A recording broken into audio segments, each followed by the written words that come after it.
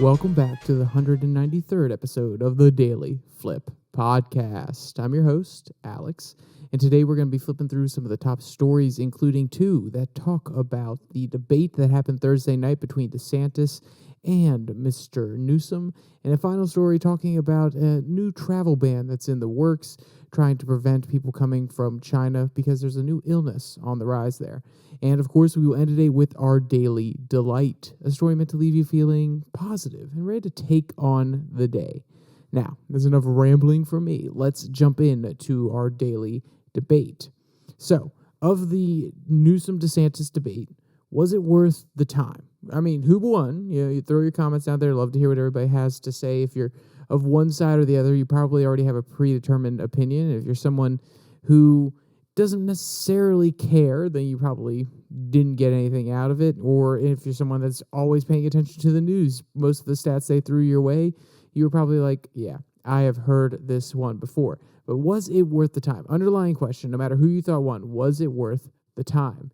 Was it actually illuminating for you? Because to me, as someone who follows all of this, a few of Newsom's statistics I had not heard before, and most of DeSantis's and the ones that Hannity and Fox News threw up there, I was practically fully aware of. I had heard most of these arguments before. And honestly, even the arguments going back and forth between the guys, even with the new statistics from Newsom, I'm like, okay, I've heard this one before. Yes, we need to have this policy debate, but this is for the normie. This is for someone who is not involved in the process. But I'll make more comments on that as we get through the articles. So our first one comes from Fox News. I mean, they may be a little bit biased on this one considering they hosted it. And the headline reads, Newsom-DeSantis debate got heated over COVID tax policies, and you did a lot of damage, as one of the quotes they pulled from the debate.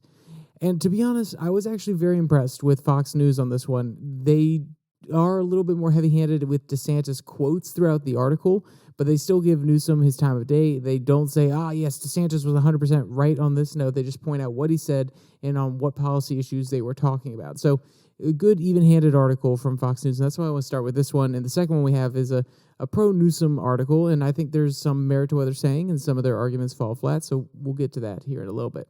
So the opening topic was a little bit stupid, in my opinion, but I want to get to the one about taxes. Quote, the Fox News debate between Democratic California Governor Newsom and Republican Florida Governor DeSantis quickly got heated Thursday evening as the two sparred about their respective track records. Newsom and DeSantis particularly traded jabs over their states' different approaches to tax policy and the handling of the COVID-19 pandemic. He has one of the most, this is a quote from the debate, and I should probably say that beforehand. He has one of the most regressive tax rates in the United States, and the number 3 most regressive state in America, Newsom remarked, referring to Florida. Quote, and what that means simply is this. Who does he tax? He taxes low-income workers more than he taxes millionaires and billionaires in the state, or we tax millionaires and billionaires in the state of California. Now, of course, when you hear that, you're like, wait, hold on. You're telling me that more tax revenue is coming from the poorer half of the population than the richer half of the population? No, that is not true. At the end of the day, more tax revenue is coming from those billionaires and millionaires than from the other half or even bottom 25%. The top 1% is paying more gross overall than the bottom 50%, more than likely in Florida, if it tends to be similar to the distribution throughout the rest of the United States. But what he's saying is as a proportion of their income. So let's put it this way. If a rich person is making, let's say, $100, and a poor person or a person at the bottom of the ladder is making $10, and the tax is $1 for the person who's making $10, and even though, the scales go up a little bit, it's only $2 for the person that is making $100, then guess what? That's 10% of the lower class person's income is going towards taxes versus 2% of the richer person's income is going to taxes. So you can see where he's coming from, this idea that, he's taxing the poor people more as a percentage of their income. That's what he's trying to get at. And of course, there are different tax breaks and there are different loopholes that the rich can take advantage of in all different states across the United States and in the federal tax system as well. So this holds true on a larger scale because they have the resources to actually find these loopholes and keep some of their money put aside where it's not actually taxed. But he's trying to get to a point here, which at the end of the day, California's system has a much different distribution. They are taxing the wealthier people a lot more money because at the end of the day, they want the tax burden to be taken off from them. And like I said, in Florida, yes, the millionaires and billionaires are paying a lot in taxes. They're paying a majority. The amount of money that they are giving to the system is actually going to pay for everything, just like in California. But it's weighted differently in California, where percentage-wise, the person who's at the bottom end of the ladder is going to feel it less than the billionaire and the millionaire when we're talking about out of their gross income. So that was an interesting part of the debate. And some of the statistics Newsom brought out, I was like, okay, he was at least well armed for this. Now, whether or not, those fallacies 100% hold true and there's not counter arguments, DeSantis didn't really go into that. And that's one thing that I noticed throughout a lot of the debate is DeSantis, instead of going directly into it and facing it with policy prescriptions or saying, no, these are 100% the facts. He did it on a few different occasions on the issues he really, really wanted to talk about. But for the most part, he just said false, kind of like Donald Trump said, wrong, wrong. DeSantis was just saying, false, false, and he had that weird smile about him. And I know, I'm falling for the narrative. He has a weird smile, but it's just so, it's so displeasing when you see it. And after him saying false, he's wrong, and starting laughing, it's like, no, take him on the merits. If he is false, and obviously he's false, you have some data to back up what you're saying. And sometimes he did it, and other times he didn't. And that's where I think he fell flat a little bit during that segment of the debate. So there were a few different shenanigans from DeSantis, and there are a few different shenanigans from Newsom, so we're going to go into both of them.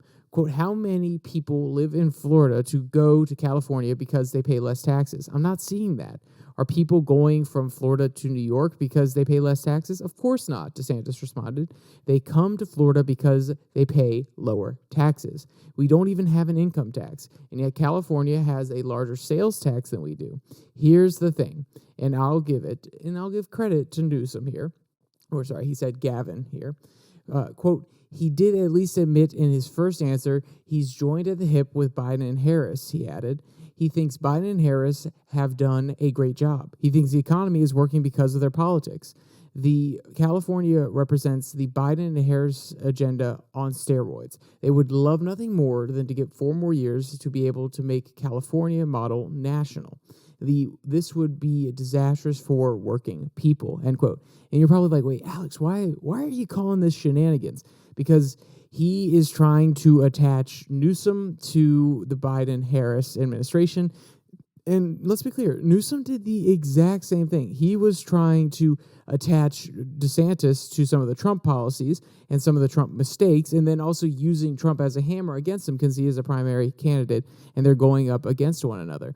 But the reason I call this shenanigans is because, yes, you can call out the California model, but by trying to link him to Biden and to Harris, that's exactly what you do in a primary when you're going in and you're trying to keep somebody from being an effective candidate. I know that, DeSantis is saying that Newsom is running a shadow campaign, but I'm sorry, those tactics need to be reserved for those sort of primary, or actually at that point it would be a general battle if either of them were on the same stage doing a debate. At this point, go in for the merits of your argument. You say, there's no income tax in Florida. Boom, I love it. There we go. Use this sort of information. Talk about crime overall. Gavin Newsom did have some good stingers when it came to the actual murder rate in different cities, and DeSantis didn't actually always come back effectively. He was just saying false sometimes, or he was saying, well, look at all overall crime, or look at the fact that people are robbing stores left, right, and center in some of these cities because they can just get away with it and no one's allowed to stop them. So when he came back with those sort of things, great. But when he's trying to link Newsom to the Biden-Harris argument, I get why he's doing that, because people that don't like Biden and Harris are going to associate that with Newsom, and if he's running again, great. But at the end of the day, this is a policy debate. You are talking about Florida policies versus California policies. That's what this is going to come down to. You're both governors of states.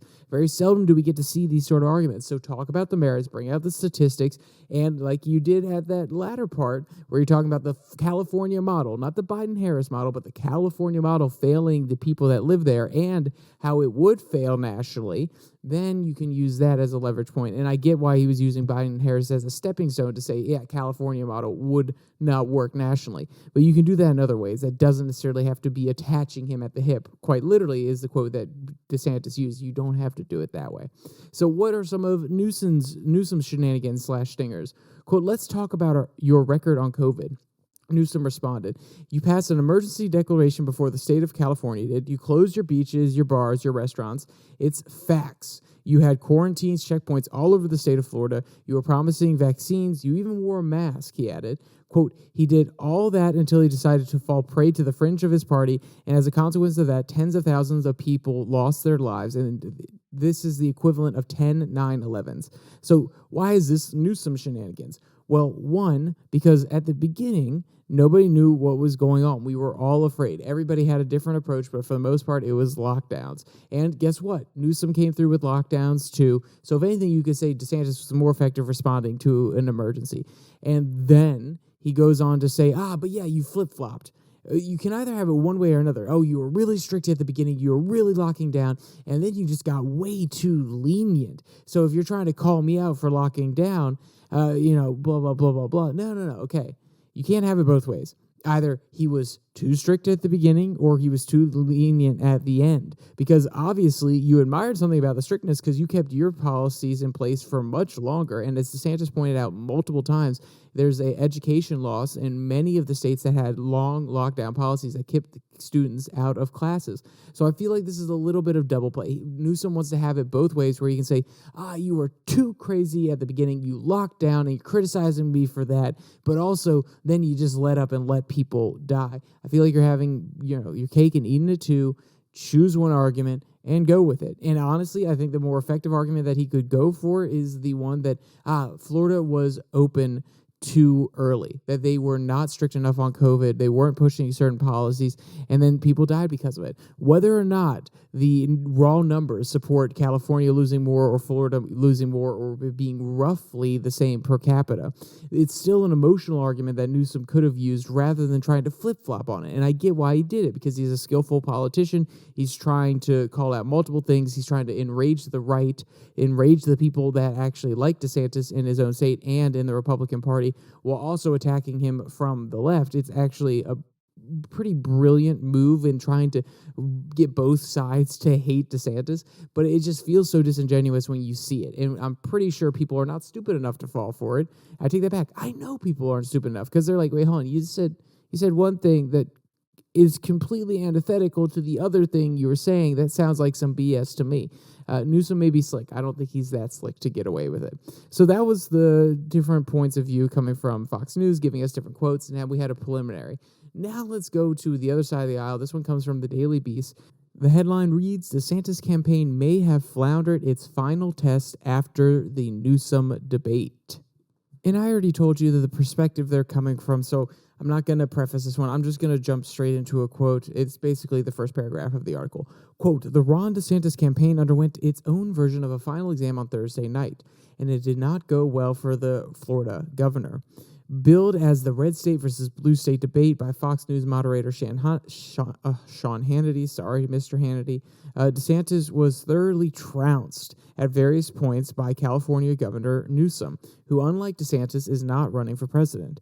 By the way, how's that going for you, Ron? Newsom deadpanned at one point, reminding DeSantis he's running more than 40 points behind former President Donald Trump in his home state of Florida. Newsom also often seemed bewildered at just how clumsy the DeSantis performance turned out, and took every opportunity to hammer home his tight gripes with the governor. He also went out of his way to defend President Joe Biden and Vice President Kamala Harris throughout the nearly 2-hour affair. And, 100% true. He was backing Biden and Harris the entire time. Then again, that was mainly prompted by Sean Hannity saying, hey, do you agree with the Biden administration stuff? Or, DeSantis coming and attacking Biden and Harris. If they didn't take that approach, he probably wouldn't have defended Biden whatsoever. So for those of you out there saying, well, he was out there defending him. Yeah, but he was forced into it because the questions were framed in such a way that he had to at least defend his president. I mean, let's be clear. He didn't have to. But if you're a major party member and you're gunning for the presidency in the next few years, you can't be seen defecting when the current president is running for office again. Whether or not we like it, it's politically expedient. So, of course, he's going to come behind that one. But the thing that they do here, which is very tricky, which is he was thoroughly trounced at various points by Governor Gavin Newsom. Yeah, you could say that. At certain points, Gavin really slimed it up. He really looked at the camera. He was spinning fast. But there were other points where DeSantis had really great points, and he was able to nail down Newsom on a few different issues. So, to pretend as though it was just a complete and utter trouncing, no. Now, did it to prove that DeSantis is 100% presidential material? I would say he appeared more like 80%. There were some times he was trying to talk over Newsom. Like I said, the smile's kind of weird. It felt like there was a certain lack of confidence at certain points during the debate. But for the most part, he was pretty presidential, or at least he was willing to back his side. He was confident on certain statistics, and he was not backing down, which I would say is pretty presidential. But they're not wrong. At certain points, Newsom did get the best of him. So let's talk about some of the other points that were brought up, which I did talk about how DeSantis was trying to talk over Newsom. Newsom did the exact same thing, but I'll tell you now, DeSantis was really aggressive towards the beginning of it, and I kind of got frustrated. I'm like, let him speak, okay? This is not the normal debate with all the other candidates where you have to talk over each other for the mic. You two people there, and Sean Hannity said, hey, I don't want to be a hall monitor. And whether or not, Hannity obviously was on DeSantis' side, the statistics that they were providing were obviously skewed towards Florida. Now, you could argue, well, Florida's just that good of a state, and on some of those stats, I would agree. There's other ways of doing those stats as well that probably could have been a little bit more neutral. But my point being that there were some times when DeSantis was completely stepping all over Newsom's talking, and he's treating it like it's a normal GOP primary debate, and he could have eased up a little bit. Quote, both Newsom and Hannity grew weary of DeSantis' constant interjections, with the California governor telling him to relax, while Hannity asserted he wasn't a potted plant and asked DeSantis to let Newsom speak on a few occasions. Let each other breathe, a surprisingly zen version of Hannity said earlier in the debate, to no avail. Beyond the endless crosstalk that ensued, the governors relitigated their handling of the COVID-19 pandemic and spent almost 10 minutes on the difference between progressive income taxes and flat sales tax. They also sparred over their states' respective crime rates and education policies, while DeSantis made ill-informed decisions to hold up an explicit, though censored, photo that purports to be taken from a book his administration helped to ban from school libraries. If Newsom noticed the stunt, he didn't make it known. And that's one reason I wanted to have this quote in here, because they say, yes, DeSantis actually helped ban these books. Yes, I guess if you really want to take the point where, okay, hey, we're going to restrict the content that's allowed in these libraries, that is banning. Guess what? This argument does get tired, you could still buy the book anywhere. You could still buy the book and read it to your children. Just like there are certain books in libraries that have to be kept out because of graphic content. Are you letting 50 Shades of Grey into your libraries? Probably not. Are you letting other little romance sexapade novels into the libraries for middle schoolers and high schoolers? Probably not. There is a limited shelf space, so you should have things that are 100% educational and couldn't be misconstrued as sexual in nature, and that being the sole purpose of them rather than educating towards a certain means. Now, obviously, the people on the different sides of this debate are going to say, well, it is towards a very specific means. It's about education of healthy sex practices for different groups rather than the normal heterosexual groups. Sure, you could make that argument. But this idea that it's a straight-out book ban, DeSantis refuted that very well. He did do a little bit of over-talking, and yes, he did pull out a photo from one of the books that has been restricted from some of the libraries. And I'll tell you now, it worked with the conservative base. They've seen these photos before. They think they're absolutely disgusting. They don't want to have their kids reading it. So that worked well with his base. And the people on the left who either, the people on the left that don't care about this issue don't know about it, and they're probably going to be persuaded to a more normie position, just like the normie conservatives. And the people that are aware of these books, they already know that this is happening. So I feel like that topic didn't necessarily go too far, no matter how much Newsom and DeSantis went back and forth on it. At the end of the day, it's going to be a state's issue. It's not going to be, then again, it could be brought up federally. I'm not trying to say it won't be, but right now it stands within the states. So I feel like that was a pointless segment. I understand, it's blue state versus red state and talking about these big policy changes, but people aren't going to come to a consensus at any point. And honestly, it's going to side on the side of liberty. Hey, let the books be out there. I don't want them necessarily in my school district, so maybe some parents restrict them. Other parents are totally okay with it. But any forceful restriction by the government saying, hey, these books won't be allowed, or you have to allow these books, either one that infringes upon people's liberty is going to piss them off, because this is a culture war issue. It's not a normie issue at this point. And both sides are trying to make it one, the Republicans more than the left. But I felt like it was a wasted segment. We could have talked about maybe how they would handle different relations with other countries when it comes to trade. I know it's a blue state versus red state, so it doesn't actually have to talk about foreign policy and foreign trade agreements and things like that. But it would have been interesting to see what both people's positions were, even though I said, yes, it is a state-by-state debate earlier, and I was kind of criticizing them for going national. But I would be interested to hear that from them, what their perspectives are, what the blue state perspective would be. Are they having more tech tariffs or not? Are they supporting more local businesses? Are they putting in more protective or protectionist economic policies, or is it actually Florida that's doing that in order to justify the growing of different industries in their area? I would love to hear that argument. I know I'm a little bit of a policy nerd, or at least I like the idea of having these conversations back and forth, and not everybody does. This one's flashy. It gets in the news. I mean, DeSantis literally brought a printout of some of the pages, so yeah, he knew this would be a big moment for him, but I feel like there were more substantive issues that we could have gone on to. Speaking of more substantive issues, we've gone through both perspectives on the debate. One side, trying to give both sides, but giving a little bit more credit to DeSantis with some of his quotes, and the other side saying, hey, Newsom totally had this one in the bag. That's all good and well, but we're going to get to a more serious topic, which is one that comes from the Daily Wire. GOP senators urge Biden to ban travel from China over, quote, unknown respiratory illness. So the GOP senators actually put together a letter, and I want to get to that one pretty quickly because it outlines everything they're talking about here. And I think there's an interesting political motivation behind it, but I'll get to that here in a little bit. Quote, a group of GOP senators is pushing President Joe Biden to ban travel from China over the appearance of a new respiratory illness. A group of 5 senators sent a letter to the White House on Friday raising alarm about, quote, an unknown respiratory illness spreading throughout the People's Republic of China. The senators Marco Rubio and Rick Scott of Florida, J.D. Vance of Ohio, Tommy Tuberville of Alabama, and Mike Braun of Indiana said relying on China for accurate information about the disease would be a mistake. Quote, we call on you to immediately restrict travel between the United States and the PRC, People's Republic of China. As you know, the Chinese Communist Party has a long history of lying about public health crises. During the COVID-19 pandemic, the CCP's obfuscation of the truth and lack of transparency robbed the United States of vital knowledge about the disease and its origins, the senators wrote.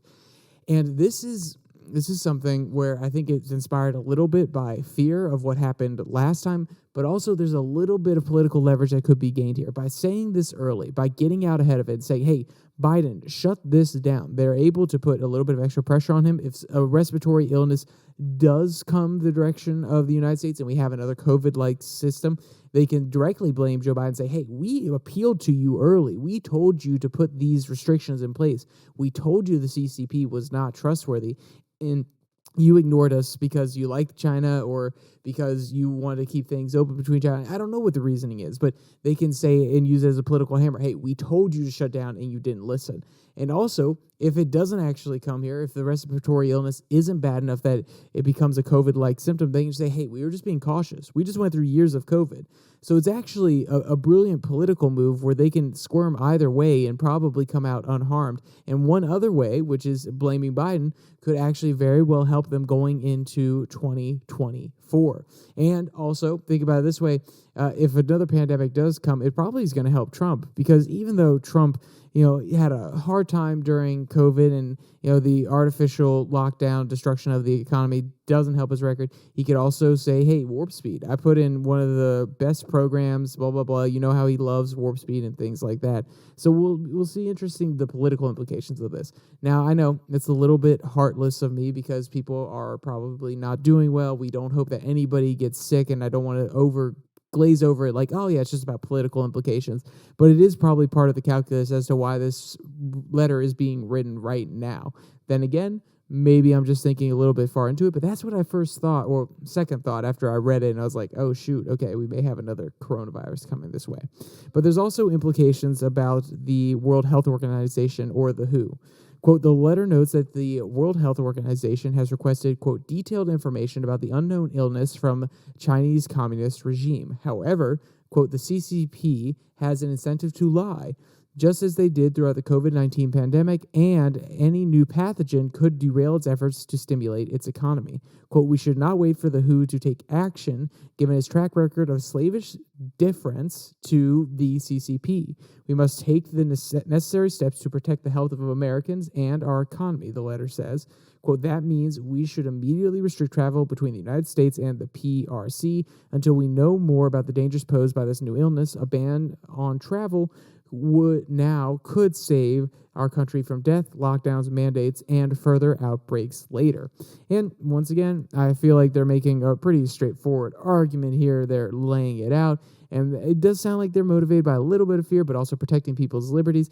But the thing is, which I think is really interesting, is they say, it can protect us from lockdowns. No. Not having the disease in the country should not be the protection from lockdowns. Even if the disease is in the country, lockdown should not be acceptable, because it is the basic freedom and liberty of the people. And the fact that they're possibly moving on this, or at least phrasing it this way, does scare me just a little teensy little bit. Not that I don't trust politicians, but I don't trust politicians. So it's going to be an interesting one coming up. Watch out for this story. I always say this with the last story. It's because I don't want to necessarily go into a crazy amount of detail. These are kind of more headline stories, small things that are happening in the United States, or small things that are happening overseas, or even big things, but there's not a whole thing developing. Keep your eye out for this story. See how it develops, and not just about the letter, but it's also to bring to your attention this possible illness. I did a segment a long time ago about a outbreak, or a small outbreak in, I believe it was Brazil or Argentina, of a virus that was even worse than COVID. Nothing ever really came of it, so I'm happy that's the case, and I hope that's the exact same case with this one. But keep your eyes peeled for stories and news about it. So now that we're past the doom and gloom, the dread of something else like COVID coming our way, let's go to our daily delight. And this one comes from Parade Pets. Many cows explore big barn filled with horses is wooing the hearts of many.